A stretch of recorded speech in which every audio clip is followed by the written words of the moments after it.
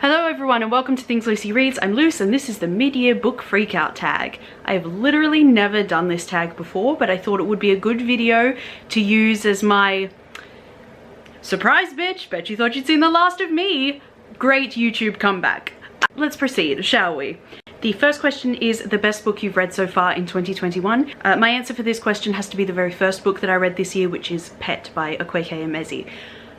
I think about some aspect of this book at least once every 3 days. It lives in my head completely rent-free, and I think it'll be a book that I just think about forever. The comments that it makes about adults tending to turn the other way when children try and tell them things, about how we kid ourselves into thinking that problems are no longer problems just because we can't see them, because we think we've taken care of them, but we haven't actually taken care of them, and we don't want to admit that we've made that mistake, are just incredible.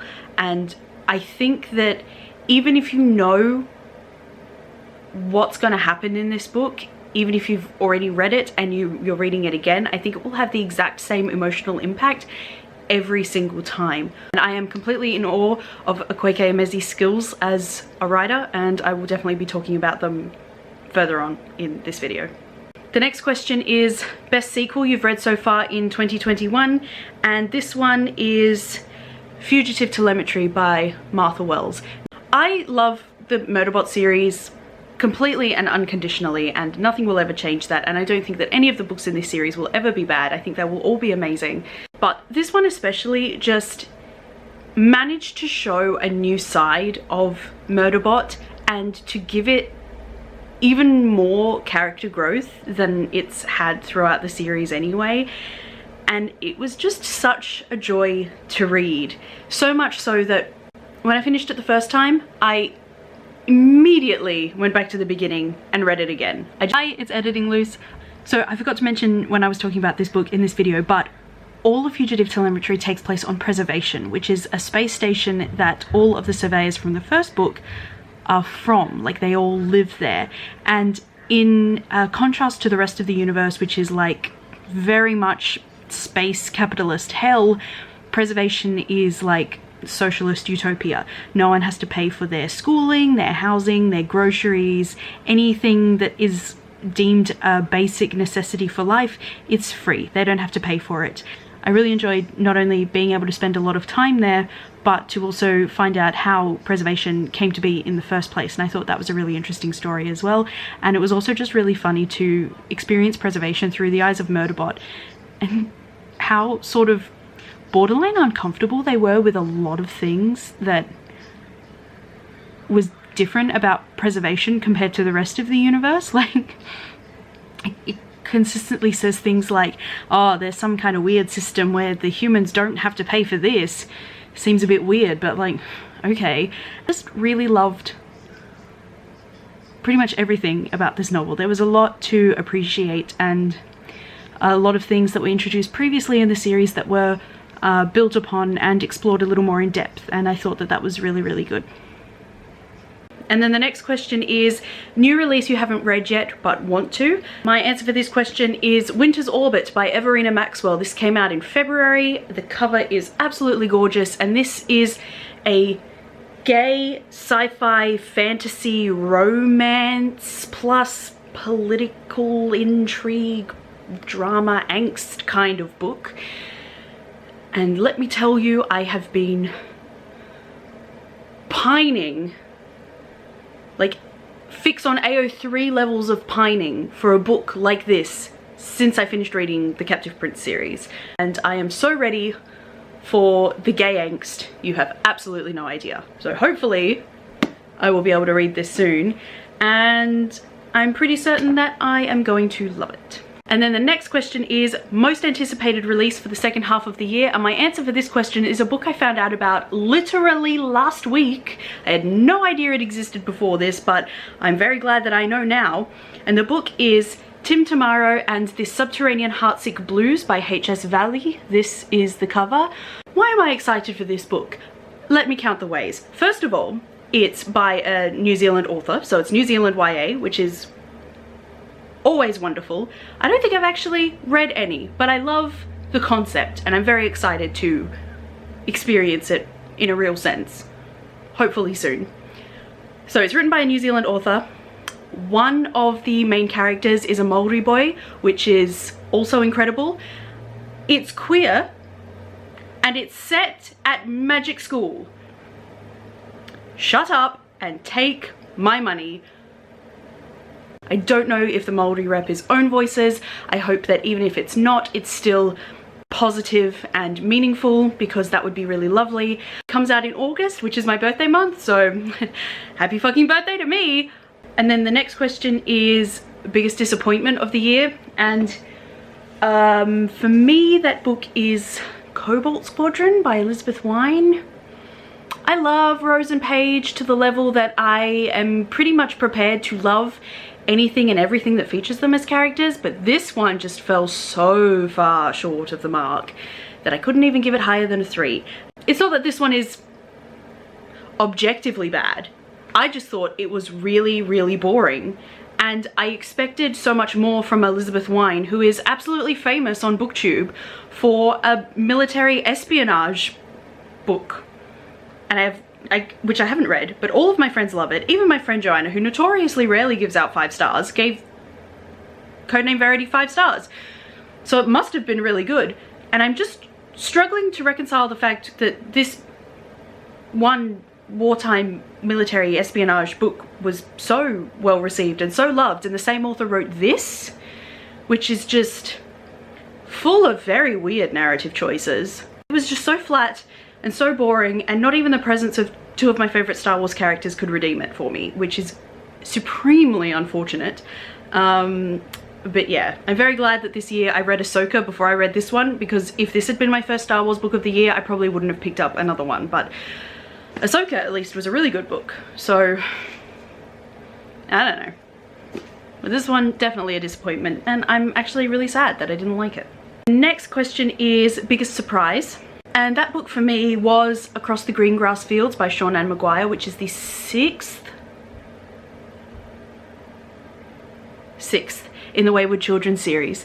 It does not tie in character-wise to any of the other books in the series, so if you haven't picked up any of them before, this is a good place to start. And I actually think it's a really good place to start. I don't think it has very high reviews among people who have read other books in the series, just because it is sort of very much like same, but there is something to be said about people forgetting completely about the concept of commercially successful formulaic fiction.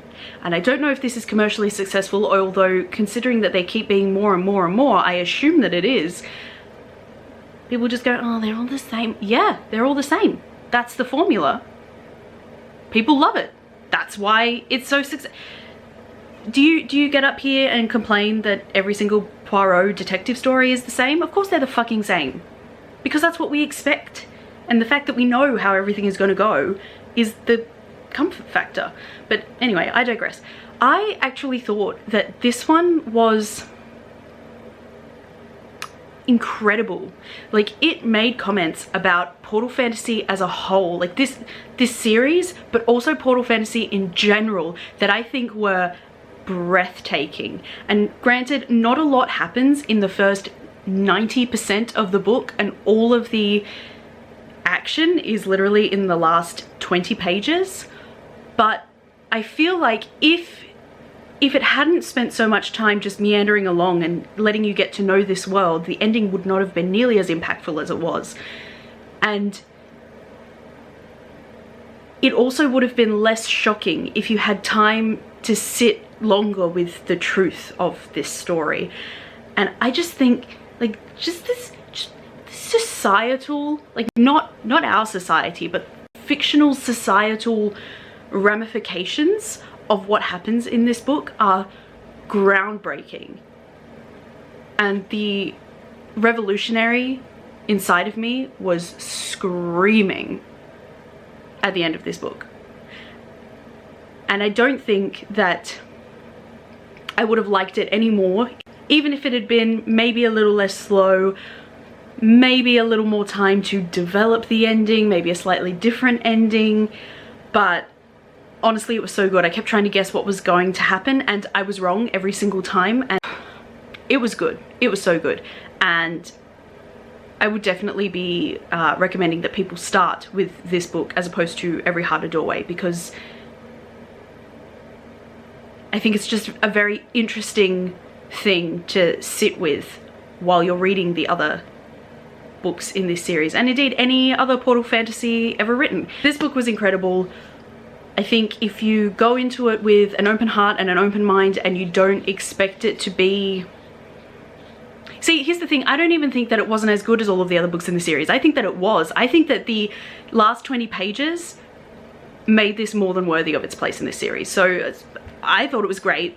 Definitely go and read it. If you haven't read this series before, start with this one and then get into Every Heart a Doorway, because those are the characters that will recur later in the series, but this one stands completely alone on its own hooves. The next question is favorite new author, and this can be either a new to you author or a debut author. I've gone with a new to me author, and that is Akwaeke Emezi. I have so far only read Pet, but this one is literally next on my TBR, and I'm very excited to see what other kinds of things come out of their brain, because Pet, as I've said, I think about literally all the time. I'm sure that this also will live in my brain rent-free when I've finished. I think that Akwaeke Emezi and everything that they write is going to be absolutely magnificent and world-shaking. Okay, and then I am combining the next two questions.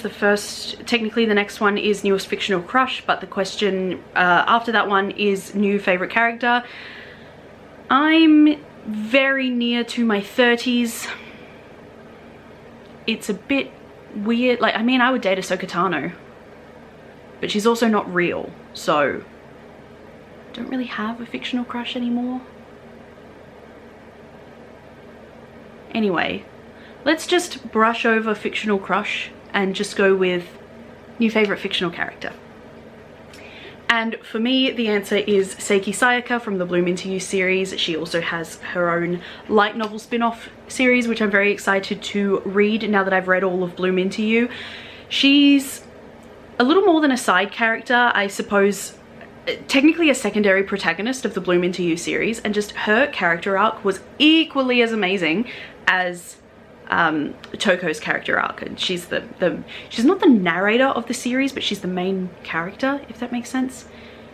And Sayaka is her best friend, and just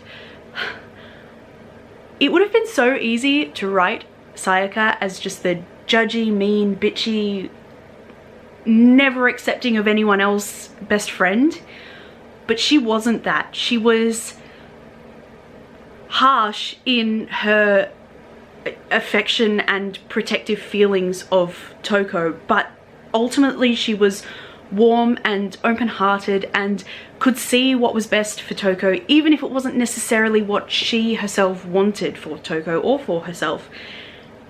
And it was just so lovely, and I'm so glad that she has her own series and can really come into her own as a character, and I'm really, really excited to go along on that journey because she was just incredible, and I really want her to be my best friend because that would just be wonderful. And also she was the catalyst in the series for that whole group of friends meeting and becoming essentially the mentees of this older lesbian couple, one of whom was their teacher. Like, and I loved that whole aspect of the series. I love when there's like a queer mentor for the teenage characters. It's just like catnip for me, and I just really loved her. The next question is book that made you cry, and my answer for this is volume 7 and 8 of Bloom Into You. There will be a whole video about this series coming fairly soon. They weren't happy tears or sad tears or cathartic tears. They were just gay tears, which is like all of that and also none of it. But just, I had so many apprehensions going into this series, but by the end of them, they'd all been laid to rest. And I was so pleased and so satisfied with everything that happened for all of the characters. And I'm just really glad that I gave it a shot and stuck it through and got to the end of it, because the end was so good and the payoff was so worth it. And please just read this series for yourself. Stick with it even if you're not sure about it, because I promise that it will be worth it in the end. And I don't know how many times I had to wipe my eyes while reading this, but it was a lot. It was so good. And the next question is a book that made you happy. And for that, my answer is my most recent read, which was a reread, and it is The Tea Dragon Festival by Kay O'Neill. This world is just so kind and soft and loving.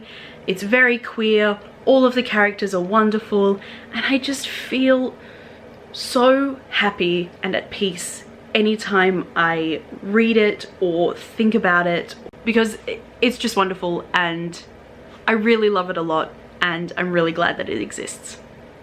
The next question is most beautiful book you have acquired so far this year, and my answer for that is Bila Yarudungalungdarai by Anita Hess. First of all, the colouring on this cover is just absolutely gorgeous. The teal and the orange of the land, and it's just breathtaking. But also at the top, oh, you can see it, oh, I'm so glad, there is spot gloss of a goanna in the sky, which I'm certain will have some significance to the story, and I'm really excited to find out what it is. This is an adult fiction book about a woman who, I'm not quite certain of the exact historical context, so I can't tell you what happened, but she had to leave her traditional country and yearns to go back, but it isn't quite safe for her to do so. Anita Hess is an Indigenous woman, so this is going to be own voices, and I'm just really excited to read this because I have been reading more and more books by Indigenous Australian authors, and they're all just absolutely phenomenal, so I'm very excited to read more, and this one is just so beautiful that I couldn't pass it up. And the final question now is, what books do you need to read by the end of the year? And there's probably a long list of these, but I have picked just one, and that is Blood of Elves by Andrzej Sapkowski, which is the first full-length novel in the Witcher series, and this will be what season 2 of The Witcher is based on, so I'm hoping I can get it read before it premieres on Netflix. But also I'm anticipating looking back on this video and going, you fucking walnut, you didn't even pick it up.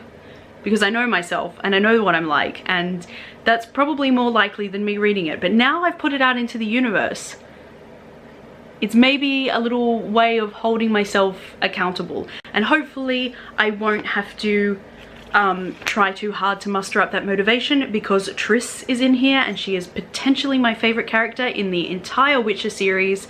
She's bisexual. I didn't know that. It's explicitly stated in this book. Maybe Triss is my fictional crush. Let's go with that. Triss Merigold is my fictional crush. I love her, and I was so pleased when I read the little bit of this that I have read, and I discovered that she was going to be a recurring character in this novel and not just someone that we only meet once and never again. And so hopefully I will read it, but we'll see. No one's going to be surprised if I don't, let's be honest. So yeah, that was the mid-year book freakout tag. Hopefully it's not super long, but if it is, thank you very much for making it all the way to the end. If you would like to leave me a comment about any of the books I've mentioned in this video, feel free to leave me one down below. If you just want to let me know that you made it to the end of the video, leave me an emoji heart in your favorite color and I'll know that you were here. Otherwise, thank you very much for watching, and I will see you in my next video. Bye for now.